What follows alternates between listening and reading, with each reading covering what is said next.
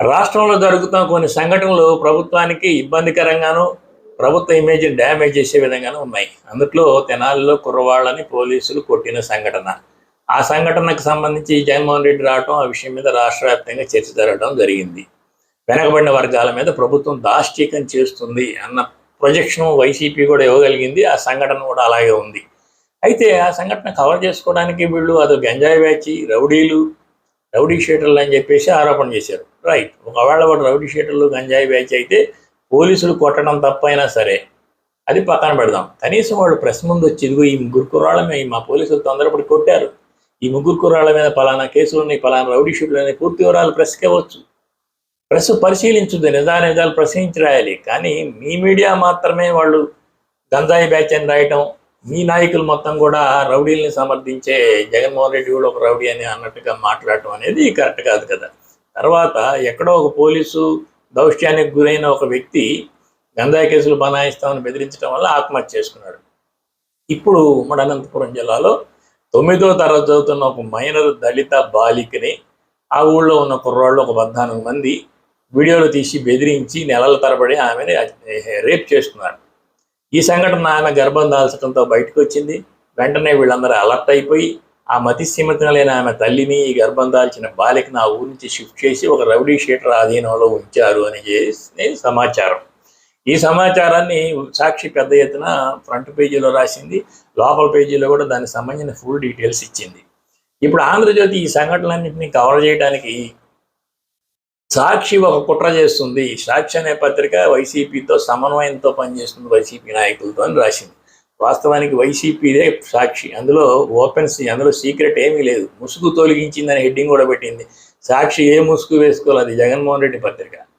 జగన్మోహన్ రెడ్డి చెప్పినట్టే నడుస్తుంది, జగన్మోహన్ రెడ్డికి అనుకూలమైన వార్తలే వేస్తుంది. కానీ వార్తలో నిజాలు చూడవలసిన అంశమే ప్రజలకు ముందుంది. ఇప్పుడు చిన్న చిన్న వార్తల్ని పెద్దగా రాసి నాయకుల చేత యాగి చేయించి ప్రభుత్వాన్ని బద్నాం చేయించాలని సాక్షి ప్రయత్నిస్తుందని చెప్పి ఆంధ్రజ్యోతి రాసింది. అసలు అది చిన్న వార్త పెద్ద వార్త అనేది ముఖ్యమైన విషయం కాదు. ప్రభుత్వం వేగంగా స్పందించినప్పుడు ఆ వార్తకి ప్రభుత్వానికే మంచి పేరు వస్తుంది. ప్రభుత్వమే బురదలడం ఎట్లా అవుతుంది?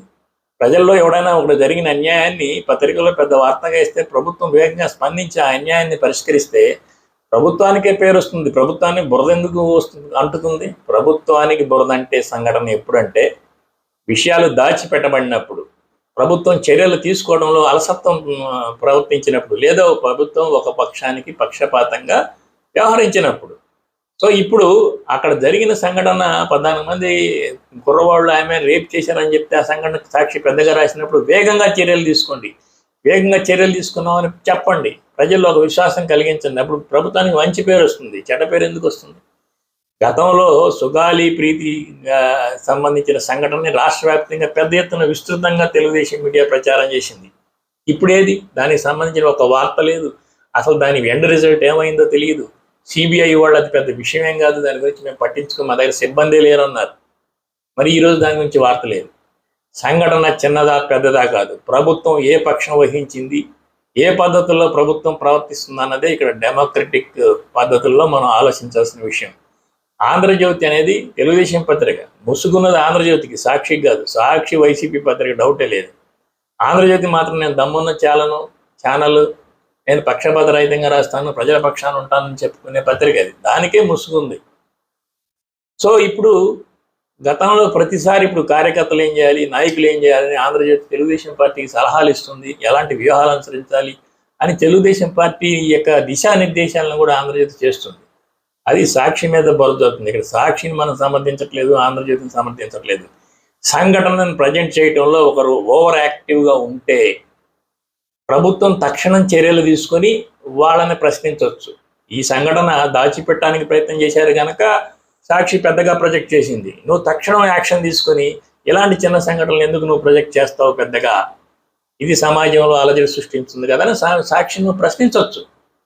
అలా కాకుండా ఏదో ఈ సంఘటనల మొత్తాన్ని వార్తలుగా వేయకుండా దాచిపెట్టి, అదే జగన్మోహన్ రెడ్డికి సంబంధించిన విషయం అయితే పెద్ద ఎత్తున వార్తలను స్ప్రెడ్ చేస్తూ లిక్కర్ స్కామ్కు సంబంధించి ఎన్ని రోజులుగా ఎన్ని వార్తలు ప్రసారం చేస్తున్నారు. ఒక్కసారి ఈరోజు ఇప్పటి వరకు కోర్టుకు ఒక ఆధారం సమర్పించలేదు. సిట్ వచ్చి ప్రెస్ ముందు ఉండిదిగో మేము ప్రెస్ ముందు వచ్చి ఈ ఆధారాలు మేము సేకరించామని చెప్పలేదు. కేవలం పత్రికల ప్రచారాన్ని ప్రజలు నమ్మాల్సి వస్తుంది.